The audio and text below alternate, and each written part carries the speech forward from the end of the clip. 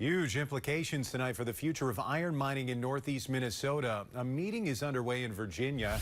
In fact, this is a live look at it. The Minnesota Pollution Control Agency is hosting a meeting and sharing info about the draft wastewater permits and variance requests made by U.S. Steel involving its Keetac mine and tailings basin. U.S. Steel calls the MPCA's sulfate standards meant to protect wild rice outdated and is requesting that it be updated using what industry leaders call modern science. If it isn't updated, leaders at Minntac and Keetac say it could cost the company hundreds of millions of dollars and make them unable to compete globally. Now, as you can see, we have a crew there hearing from people on both sides of the issue. Look for a recap of the meeting coming up tonight at 10.